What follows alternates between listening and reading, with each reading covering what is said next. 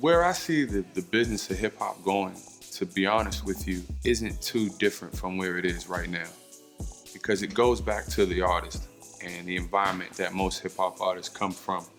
And as long as we continue to encourage artists to glorify violence and glorify negativity in hip hop, we'll always breed artists who aren't prepared for success and abuse it and end up back in the same situations they are.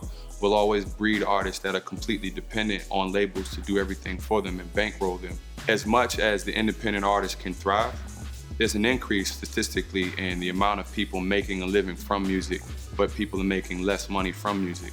So yeah, there's a lot of people who are independent and they're doing it. However, on a major label, we won't see some major shift unless the culture of the artist changes. There's always gonna be artists that need a big budget and a $40,000 session and a leather couch in the studio and people to tell them what to do. And then they're always gonna be in debt. So there will always be big business behind hip hop. I don't think we'll ever get to a point where we'll see the independent artists surpass the major label artists as far as the amount of music that's being put out, where if we're on the radio, the majority of the artists on the radio are independent.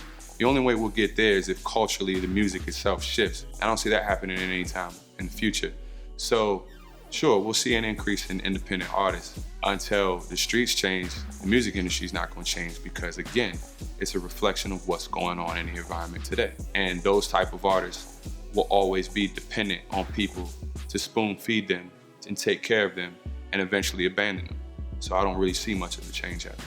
My first cassette tape that I personally bought was Run DMC's Raising Hell. And I had to hide it because it said the word hell. That's how young I was. My team is structured in a way where I trust them to do what they do because they're skilled at it, and it allows me to just make the music at the end of the day.